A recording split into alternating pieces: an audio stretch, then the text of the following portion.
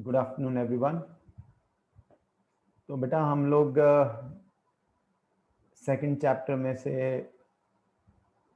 Numerical solve कर रहे हैं अभी, ठीक है।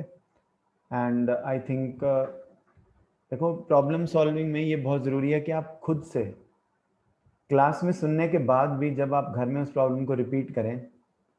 अब बहुत सारे लोग तो कहेंगे सर रिपीट तो हम करते ही नहीं, ठीक है।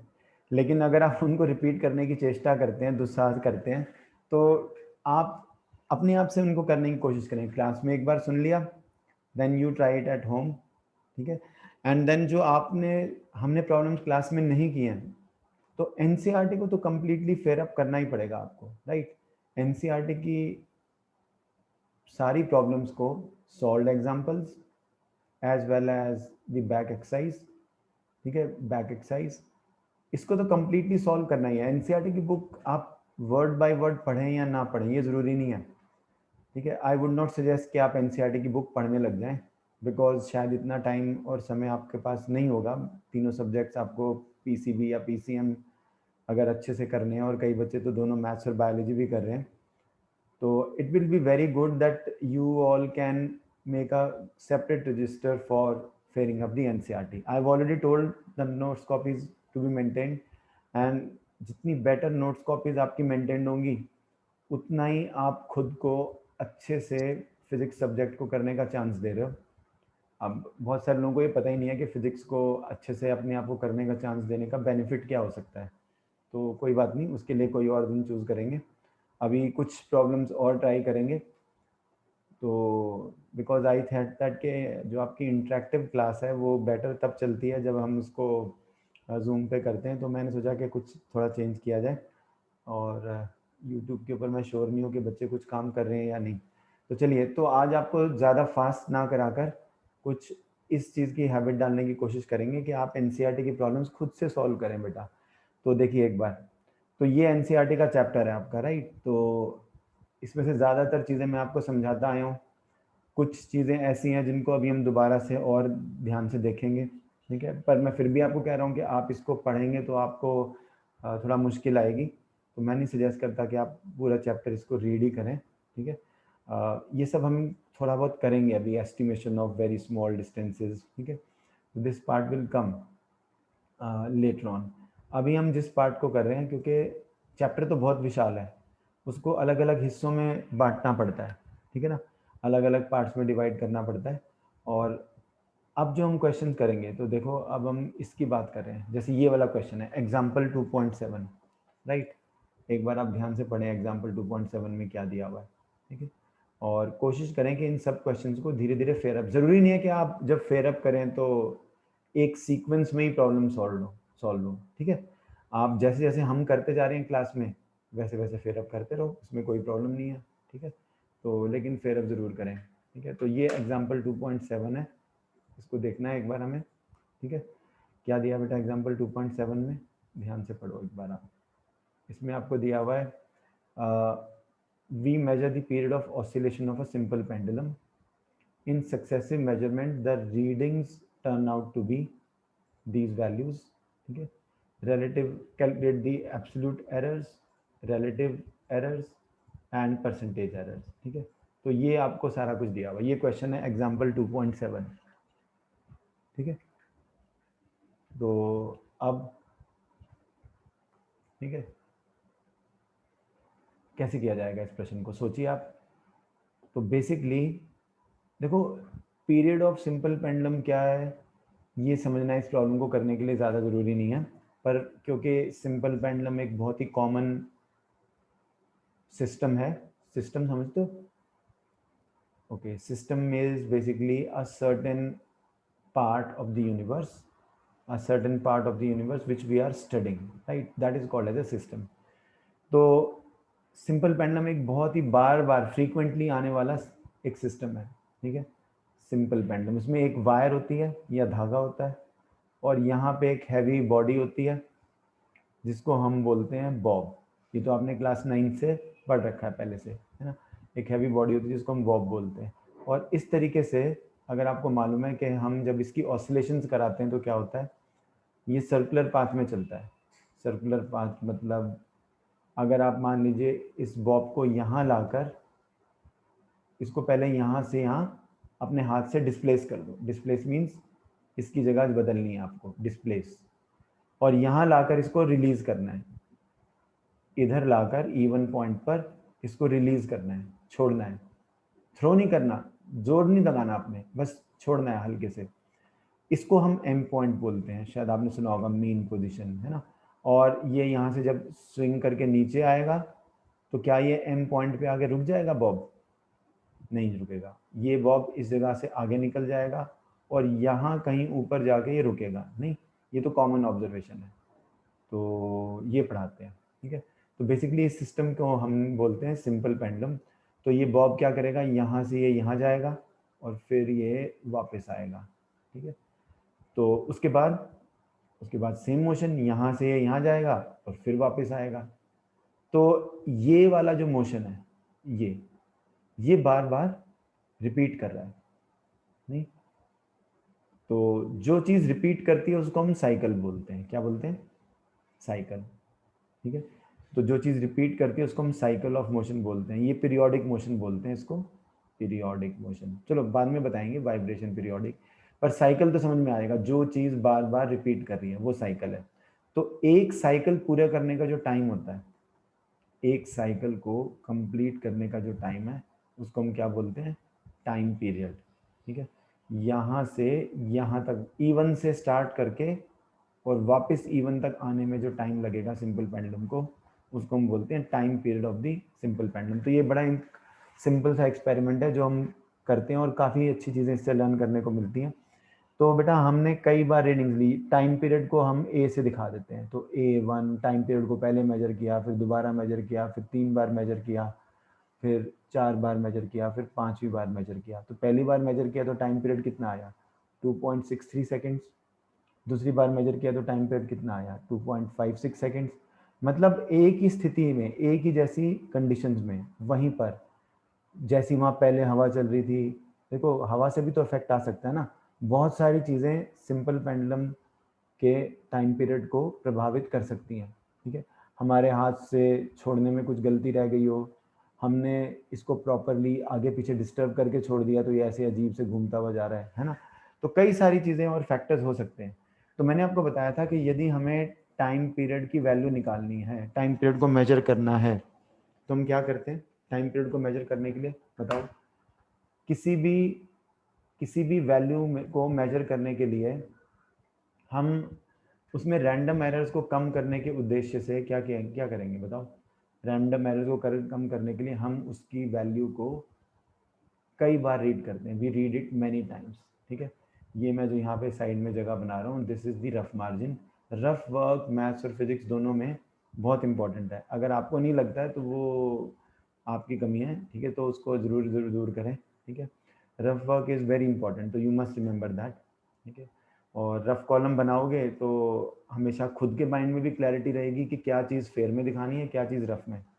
मैंने टाइम पीरियड सही लिखे, 2.63, 2.56, 2.42, 2.71, 2.80 s सेकेंड्स।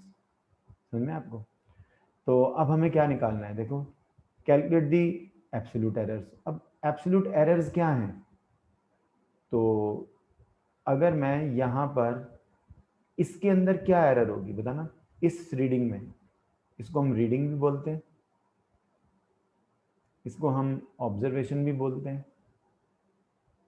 ठीक है। इस रीडिंग या इस ऑब्जर्वेशन में और भी कुछ बोल सकते हैं, इंस्टेंस भी बोल सकते हैं स्टैटिस्टिक्स के हिसाब से। Instance means a particular reading. तो इस ऑब्जर्वेशन में या कितनी रीडिंग, कितनी एरर है, कैसे पता चलेगा? अब हमने पढ़ा था एरर का मतलब तो होता है गलती, नहीं। टाइम पेंडुलम वही है, उसकी टाइम पीरियड की मेजरमेंट करने के लिए यदि हम बहुत कोई अच्छी टेक्निक यूज करें, very good technique, best technique, उससे ये टाइम पीरियड बढ़िया ढंग से इसकी वैल्यू आएगी। तो अगर आप इसमें एरर जज करना चाहते हो तो आपको क्या करना चाहिए? अगर आप इसमें कितनी एरर है, error value in the first reading, तो क्या करना चाहिए? देखो, जो बहुत अच्छी वैल्यू होगी टाइम पीरियड की, यहाँ से यहाँ तक आने का जो टाइम है बहुत अच्छी वैल्यू होगी वो हमारे पास नहीं होगी। तो हम क्या करते हैं, हम जो मीन वैल्यू आएगी, मीन वैल्यू, उसी को बेस्ट वैल्यू मान लेते हैं कि वो बहुत अच्छी वैल्यू है। तो यदि आप चेक करना चाहते हो तो इसमें कितनी एरर है, अगर हम ये चेक करना चाहते हैं कि इसमें कितनी एरर है, तो आप इसकी तुलना मीन वैल्यू से करें। Mean value is a substitute for the best value, means बहुत अच्छे टेक्निक और इंस्ट्रूमेंट से मेजर की गई वैल्यू उसी चीज़ की, किसकी, टाइम पीरियड की। वो अगर आपके हाथ में नहीं है तो हम जो आपके पास डेटा हाथ में आपके आ गया है, उसी डेटा से उसी डेटा का मीन निकाल लेंगे। ठीक है, उसी डेटा का मीन निकाल लेंगे। तो मीन निकालने के लिए हम क्या करेंगे, आपको मालूम ही है, ये सब वैल्यूज लिखनी है बेटा, 2.63, 2.56, फिर 2.42, फिर 2.71, यहाँ स्पेस थोड़ी कम रह गई तो मैं नीचे लिख देता हूँ 2.80, है ना। इस पूरे को ब्रैकेट में बंद करो और यहाँ पे s लिख दो सेकेंड्स में, एंड डिवाइड बाई 5। 5 में कितनी सिग्निफिकेंट फिगर्स हैं, जितनी मर्जी बना लो आप, इसके अंदर तो बहुत सारी सिग्निफिकेंट फिगर्स हैं। अब रफ में आप इन सबको ऐड करो, कौन बताएगा रफ में ऐड करके जल्दी से मुझे, क्या आंसर आएगा। 2.63 प्लस 2.56 प्लस 2.42 प्लस 2.71 प्लस 2.80, किसने ऐड किया बेटा, 13.12, ये आएगा क्या, चेक कर लो। ठीक है, 13.12 आएगा। अब 13.12 को आप रफ में 5 से डिवाइड कर दो, रफ वर्क में ही, रफ में डिवाइड करना, यहाँ नहीं। तो रफ में अगर हम इसको डिवाइड करेंगे 5 से तो आंसर आएगा 2.624। ठीक है, तो क्योंकि ये सेकंड्स में है तो ये भी सेकंड्स में आएगा। लेकिन फेयर में हम आंसर को 2.624 लिखें, ये इतना सही नहीं है ना। It is not a very very good thing. ठीक है, बिकॉज ये 2 प्लेसेस ऑफ डेसिमल तक मेजर है, तो ये भी 2 प्लेसेस ऑफ डेसिमल तक ही राउंड ऑफ होना चाहिए। ठीक है, तो हम क्या करते हैं, इसको 2.62 सेकेंड्स लिखेंगे फेयर में। रफ में आप चाहे यहाँ तक चले जाओ। अब रफ में यहाँ क्यों जाना पड़ेगा, क्योंकि आपको बोला है कि एब्सोल्यूट एरर्स बताओ। एब्सोल्यूट एरर्स, एब्सोल्यूट एरर्स कैसे आएंगी बेटा, एब्सोल्यूट एरर्स ऐसे आएंगी। एब्सोल्यूट एरर कैसे निकलती है, इसके अंदर एरर इससे तुलना करके निकालनी है आपको, या आप ये कहो कि कैलकुलेशन के हिसाब से तो इससे तुलना करनी है। तो हम क्या करेंगे, यहाँ पे हम लिखेंगे मीन वैल्यू माइनस A1। ठीक है, तो आपके पास क्या आ जाएगा, इसका मैग्नीट्यूड लेना है, मतलब अगर ये नेगेटिव आए तो पॉजिटिव वैल्यू लेनी है आपको, पॉजिटिव आए तो भी पॉजिटिव लेनी है। तो हम 2.624 में से 2.63 को माइनस कर देंगे, तो आपके पास आएगा 4, और फिर कितना आएगा 7 और 2 9, ये 09। इसको राउंड ऑफ करके हम कर देंगे 0.09। ठीक है, ऐसे ही इसके अंदर भी एब्सोल्यूट एरर निकाल लो, कितनी आ जाएगी, 2.624 में से 2.56 को माइनस करना है, तो आपके पास आएगा 4 और 6 आएगा, और ये 16 आ जाएगा, देख लो। ठीक है, 0.16, तो इसको भी राउंड ऑफ करके लिख दो 2 प्लेसेस ऑफ डेसिमल तक 0.16।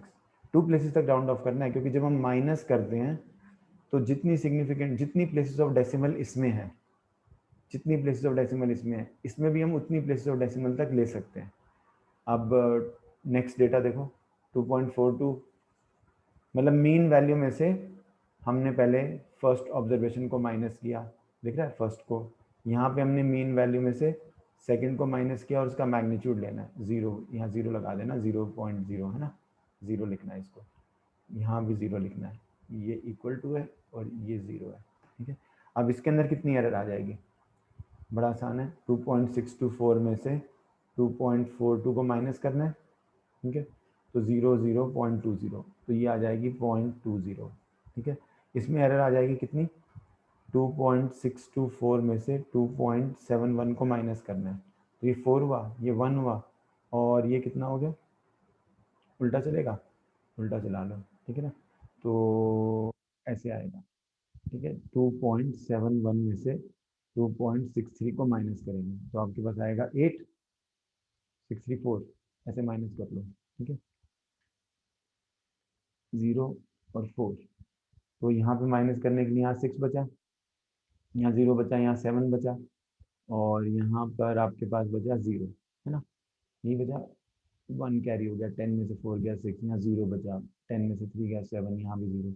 तो इसको अगर मैं राउंड ऑफ करता हूँ ये नेगेटिव वैल्यू आएगी, क्योंकि यहाँ पे आपने ऐसे लेना है एब्सोल्यूट वैल्यू ऑफ 0.08 है ना, राउंड ऑफ करके। तो 0.08 ऊपर वाले में नहीं, नीचे वाले में यहाँ पे लिखना आपको, ठीक है। तो नेगेटिव ऑफ 0.076 नहीं लिखना, 0.8 ही लिखना है, और ये आ जाएगा 0.08 ये आ जाएगा। और A5 कितना आ जाएगा, A5 में भी एरर लिख लो, ये भी नेगेटिव आएगा। 2.80 में से 2.624 को माइनस किया, ये 0 है। मैं पूरा इसलिए करके दिखा रहा हूँ ताकि आप भी कर लें इसको, ठीक है। तो यहाँ पे 7 आ जाएगा, तो 1, और यहाँ पे 9 में से 2 गया 7, तो ये आ जाएगी 0.18। ये आपके पास इंडिविजुअल एरर आ जाएंगी। तो एब्सोल्यूट एरर हमने निकाल ली, ये एब्सोल्यूट एरर में ये ये ये यहाँ 0 भी लिख दो, ठीक है। ये यहाँ भी 0 लिख दो, ठीक है। ये आ जाएगा, ठीक है।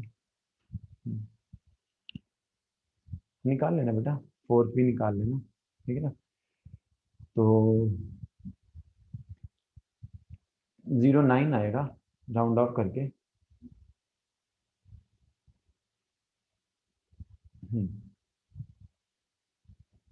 तो 634 आएगा, ये 624 है, मैंने गलती से 634 कर दिया ना उसको, तो इसको तो 624 होना चाहिए, कर लोगे।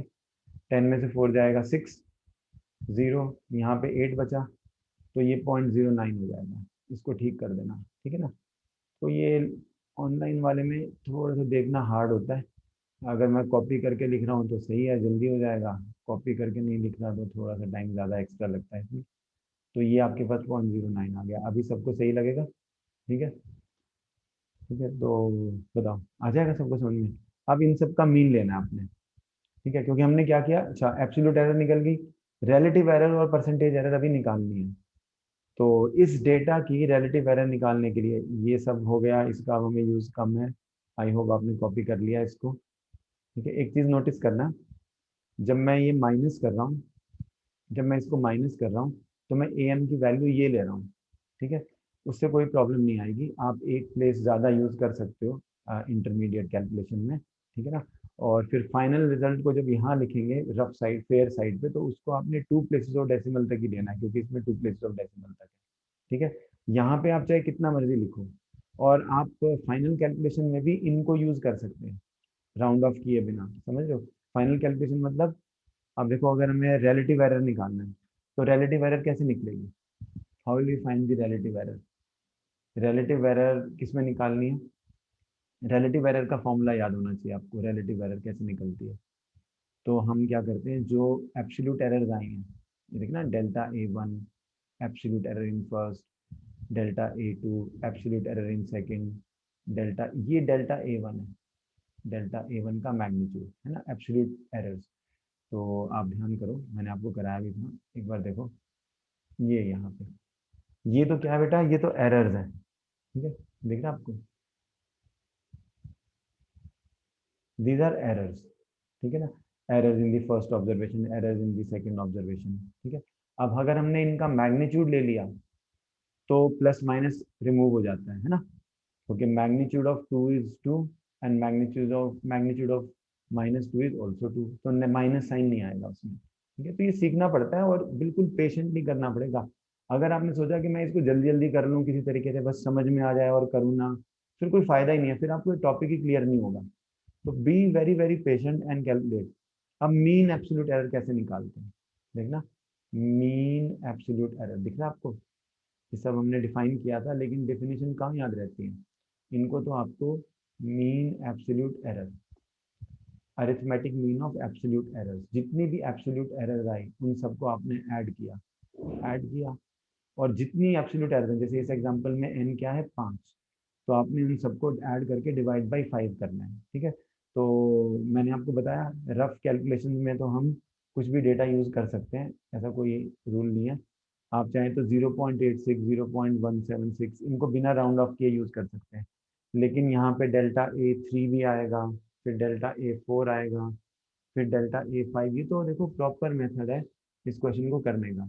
और आप अगर नहीं करोगे तो बस आप पीछे रह जाओगे, सिंपल सी बात यही है। अब इन सबको डिवाइड करके 5 से और डिवाइड करना है आपने। तो अब इसके अंदर रफ वर्क में फिर से ऐड करो इनको, ऐड करो इनको, पॉइंट जो मैंने बॉक्स किए हैं येलो कलर में, इनको ऐड करो सबको, एंड डिवाइड बाई 5 करके देखते हैं क्या आंसर आता है।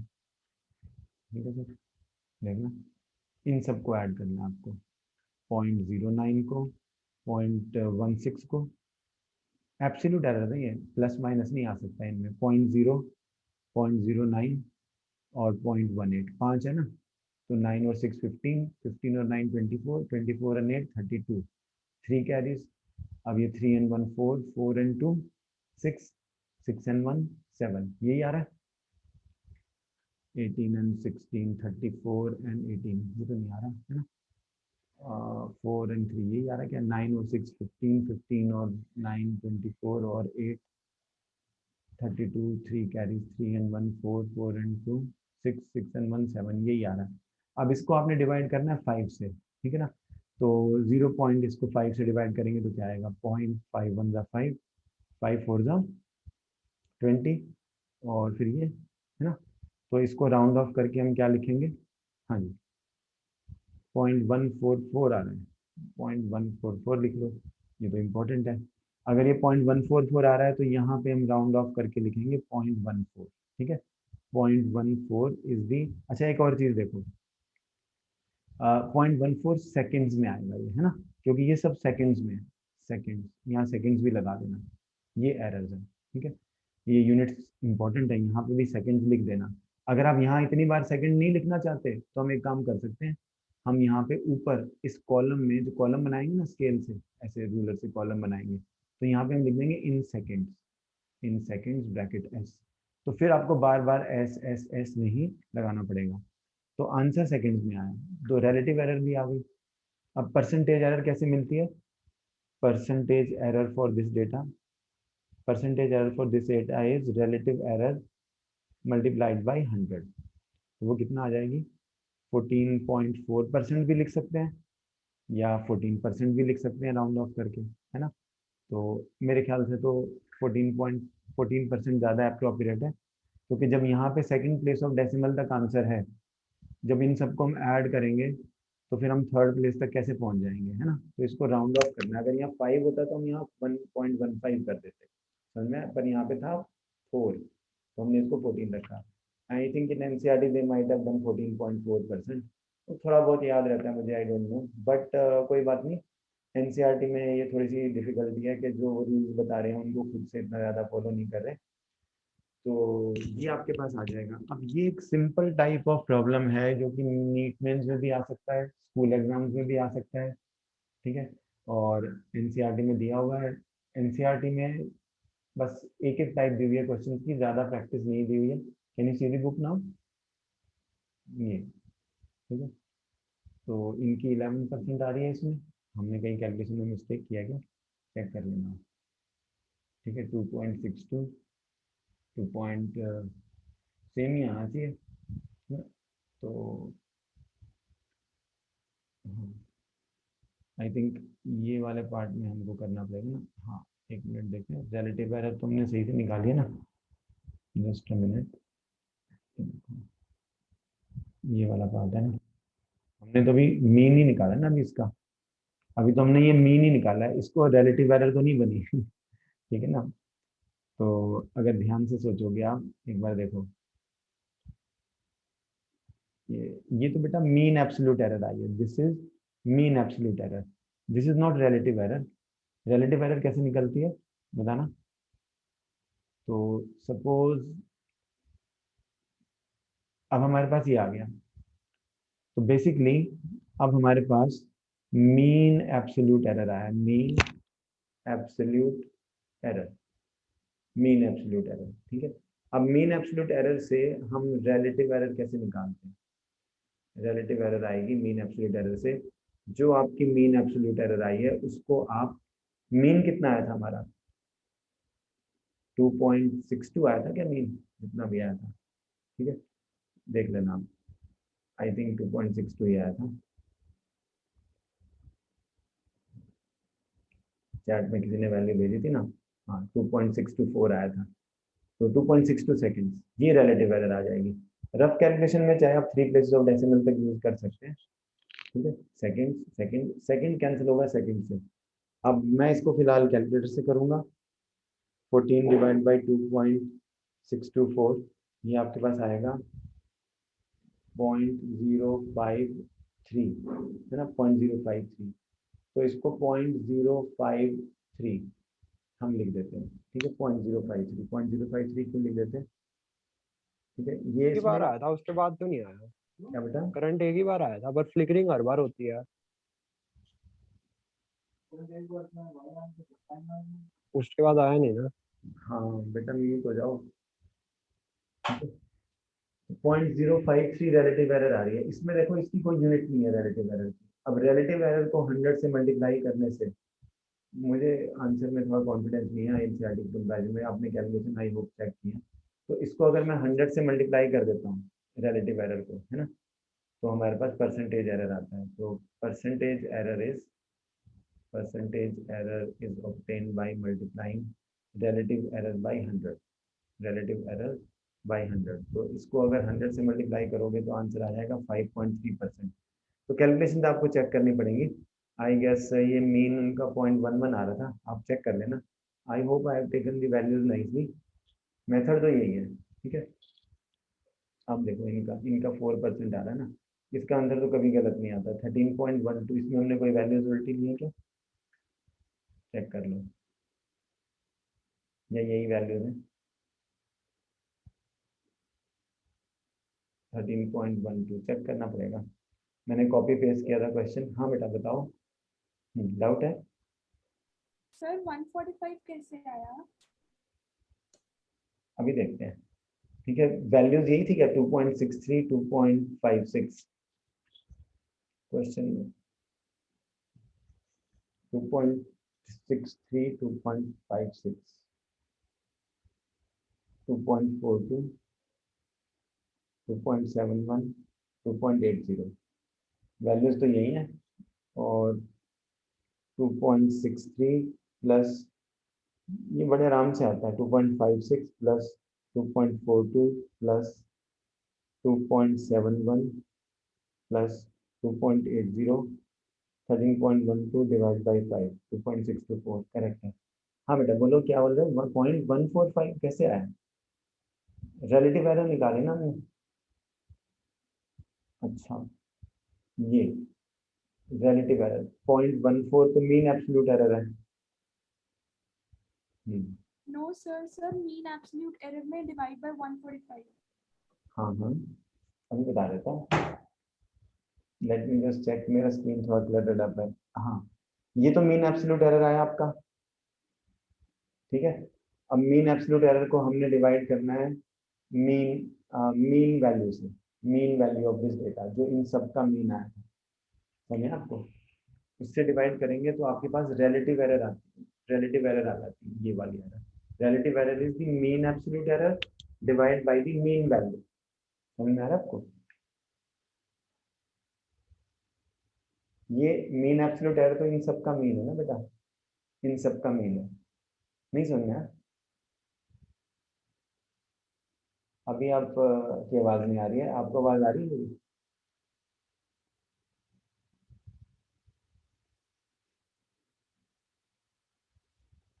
बेटा वो एब्सोल्यूट लेना होता है, am माइनस a4 ही करना है उसमें, ठीक है। एब्सोल्यूट वैल्यू लेनी होती है, तो जो बड़ा है उसमें से छोटे को माइनस करना पड़ेगा, ठीक है। समझ में आया आपको?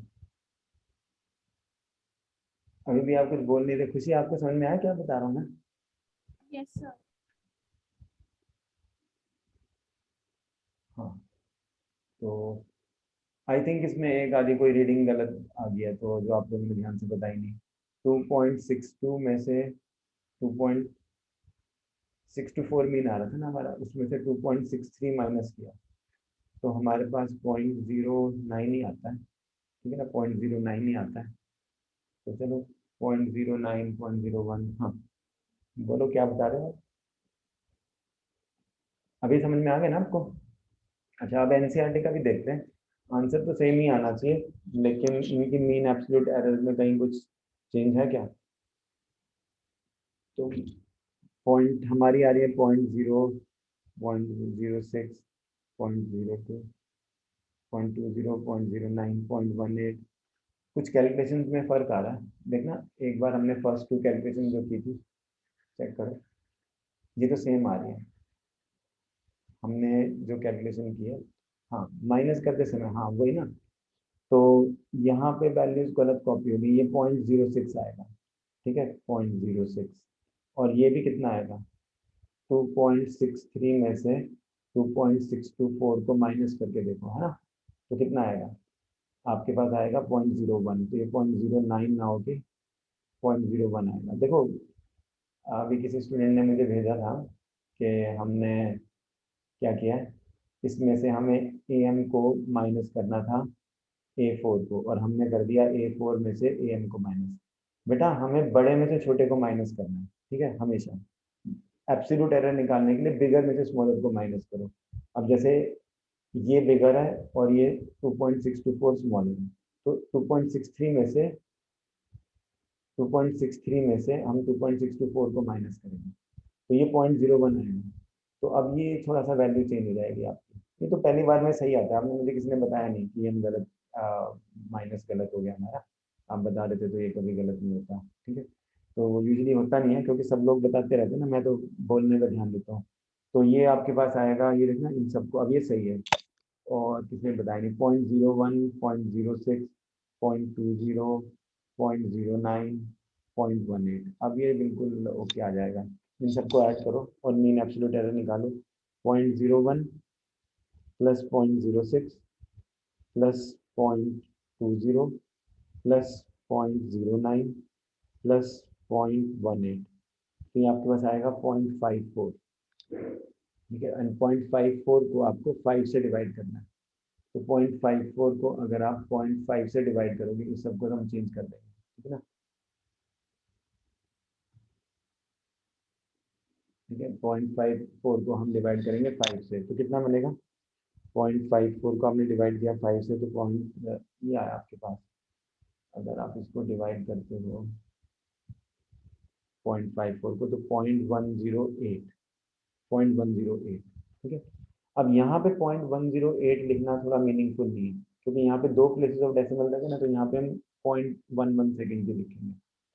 कैलकुलेशन में हम 0.108 यूज कर सकते हैं, तो ये आपके पास आ जाएगी मीन एब्सोल्यूट एरर, जो इसमें निकालने को बोला है। अब रिलेटिव एरर आएगी 0.11 सेकेंड डिवाइड बाई जो आपका मीन आया था 0.262 सेकेंड, लेकिन रफ में हम 0.108 को 2.62 से डिवाइड कर सकते हैं सेकेंड सेकेंड, तो ये आपके पास रिलेटिव एरर आएगी। रिलेटिव एरर की कोई यूनिट नहीं आएगी, तो 0.108 हम रफ में 0.108 को डिवाइड करते हैं 2.62 से, 0.108 डिवाइड बाई 2.624, तो आपके पास आता है 0.0411 समथिंग लाइक दिस। लेकिन अगर आप इनको भी डिवाइड करोगे तो भी कोई प्रॉब्लम नहीं है। इनको अगर मैं डिवाइड करता हूँ, देखना रफ में 0.1, ये आपके पास आ जाएगा 0.11 डिवाइड बाई 2.62, इससे आपके पास आ रहा है ये 0.0419। तो अगर आप इसको इसको देखो, इसमें हमारे पास क्या है, इसमें 3 सिग्निफिकेंट फिगर्स हैं, इसमें 2, तो डिवाइड करते समय हमें 2 सिग्निफिकेंट फिगर्स तक आंसर देना है। तो इसको हम कितना लेंगे, 2 सिग्निफिकेंट फिगर्स तक राउंड ऑफ करके।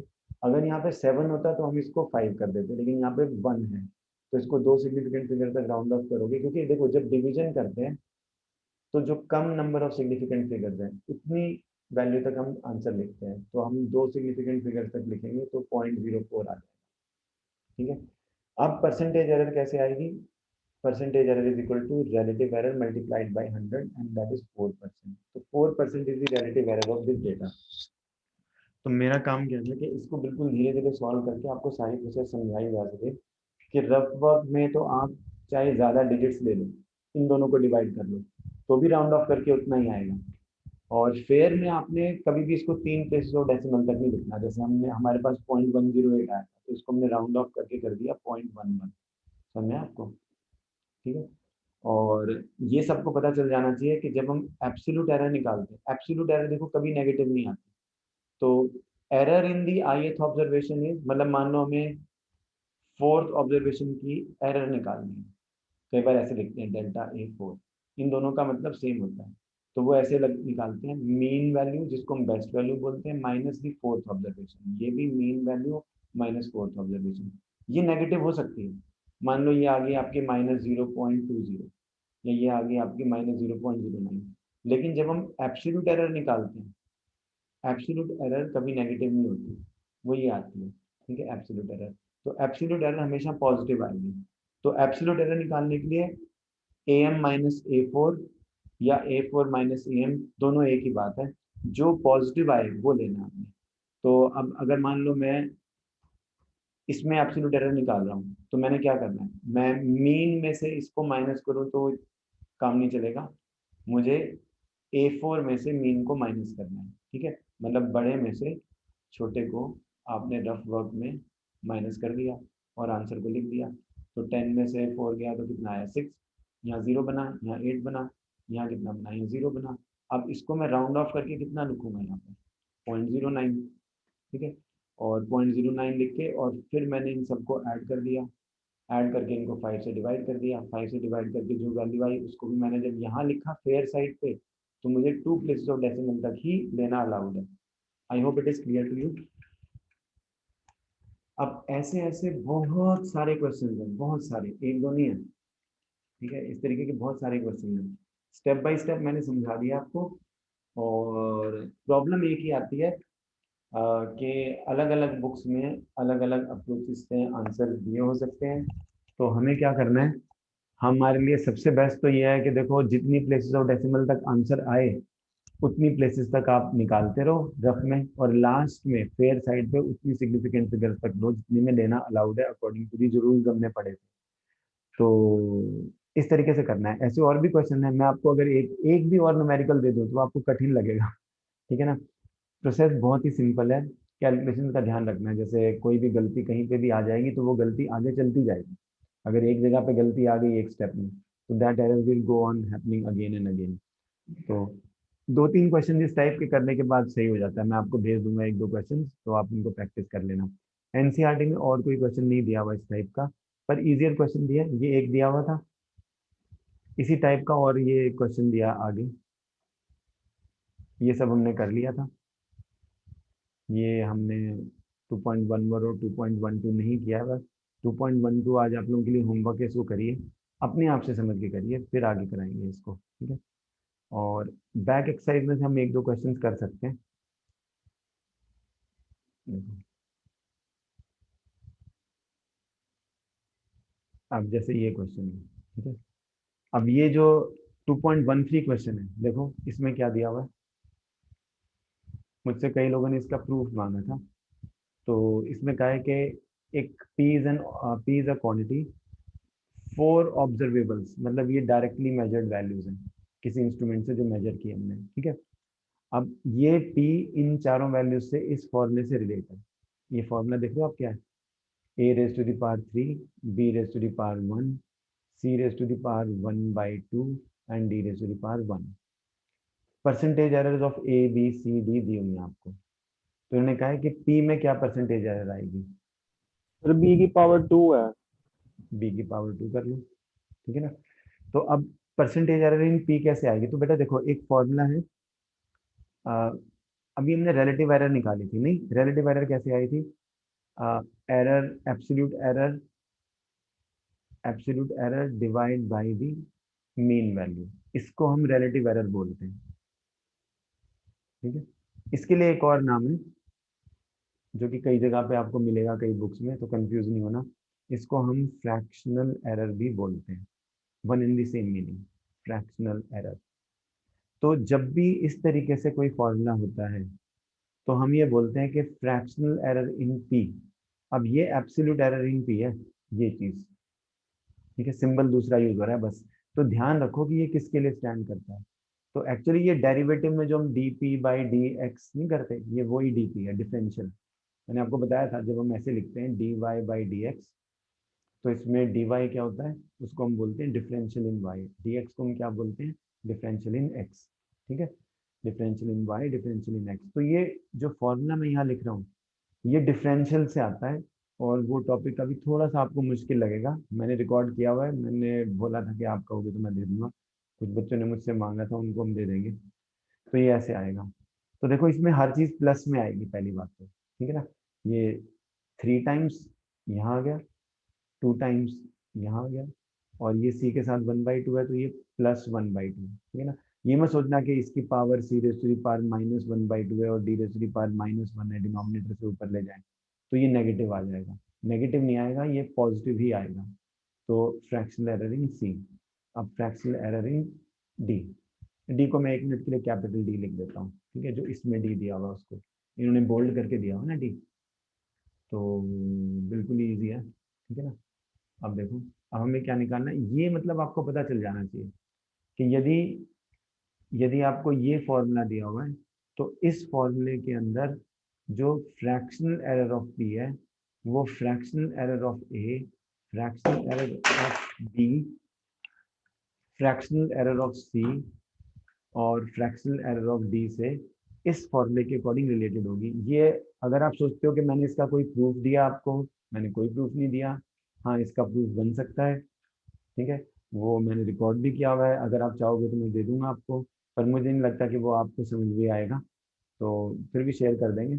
और ये आप याद कर लें, अगर यहाँ पे d की पावर 5 होता तो हम यहाँ पे 5 टाइम्स कर देते, और अगर 5 होता तो इसका मतलब क्या होता कि अगर मान लो यहाँ पे d की, अब जैसे यहाँ पे a की पावर 3 है, इसका मतलब इसकी एरर सबसे ज्यादा इसकी एरर पे डिपेंड करती है a की। तो अगर हमें ध्यान से मेजर करना चाहिए कुछ सबसे ज्यादा तो a को ध्यान से मेजर करना चाहिए, क्योंकि अगर a में गलती हुई तो यहाँ पे 3 टाइम्स बढ़ के मिलेगी, ठीक है, अंडरस्टूड। तो अब इससे क्या करना है, जो ये वाला फॉर्मूला है, यदि मैं इसको 100 से मल्टीप्लाई कर दूं तो ये क्या बन जाएगा, ये बन जाएगा percentage error of p, this will become percentage error of the p। अब यही हमें निकालना है, तो इसको अगर मैं 100 से करूंगा तो ये भी 100 से मल्टीप्लाई होगा, ये भी 100 से मल्टीप्लाई होगा, ये भी 100 से मल्टीप्लाई होगा, ये भी 100 से मल्टीप्लाई होगा, ठीक है, ये सब 100 से मल्टीप्लाई हो जाएंगे। और बेटा ये जो चीज़ आएगी, ये जो चीज़, ये क्या है, ये परसेंटेज एरर ऑफ ए है, ये जो दिया होगा आपको 1।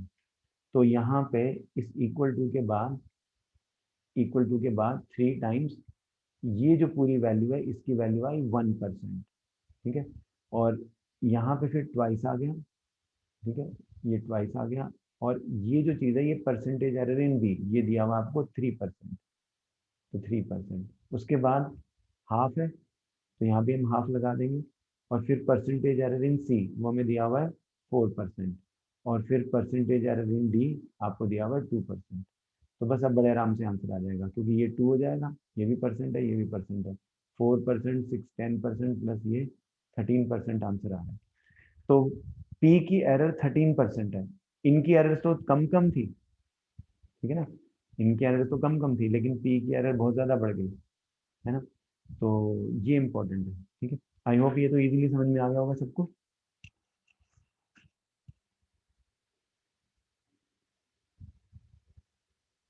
कोई कुछ बोलिए मुझे, ठीक है, चलो 2.12 पढ़िए, क्या दिया है इसमें। ओके, ऐसा करते हैं 2.12, देखो ये अच्छा क्वेश्चन है, आपको अगर होमवर्क के फॉर्म में इनको ट्राई करते हैं 2.11, 2.12, ठीक है ना, तो आपके लिए बहुत अच्छा होगा, ठीक है, क्योंकि आप अगर इनके बारे में कुछ भी नहीं ट्राई करोगे, देखो फिजिक्स में ये बहुत ज़रूरी है कि प्रॉब्लम्स को आप, अब देखो जब मैं क्लास में सॉल्व करता हूँ तो when I am doing question in the class it is automatic practice for me, if I make a mistake then I have a chance कि मैं उनसे लर्न कर सकता हूँ कि भैया मैंने ये गलती की। तो अगर आप कुछ ट्राई नहीं करोगे खुद से तो आपको कभी लगेगा ही नहीं आपने कोई गलती की। और अगर आप सोल्यूशंस को क्रैम कर लोगे, मान लो मैंने आपको ये क्वेश्चन करके दे दिया और आपने उनको कॉपी में लिख लिया, और आपने एक दो, आपने खुद से कुछ भी नहीं सोचा, बस उनको लिख लिया और देखने में आपको समझ में आ गए। अगर मैं 1 मंथ के बाद आपको बोलूंगा ये क्वेश्चन करके दिखाओ तो आपको 10 नई चीजें ध्यान में आएंगी, यार ये ऐसे भी तो हो सकता है, ये ऐसे भी तो हो सकता है। अगर आप अभी खुद से सोच लोगे कि ये कैसे होना चाहिए तो फिर तो आपको 1 महीने के बाद भी ये याद रहेगा। तो प्लीज डोंट फील के सब कुछ मेरे सॉल्व कराने से आपको आ जाएगा। ठीक है, हमारे जो रिजल्ट्स हैं बहुत सारे बच्चों के वो इसी चीज़ पर बेस्ड हैं कि हमने बच्चों को बोला आप काम करिए, तो अगर 20 बच्चे थे तो 20 में से 2 ने काम किया, और रिजल्ट सिर्फ उन्हीं को मिलेगा जो 2 खुद से काम करते हैं।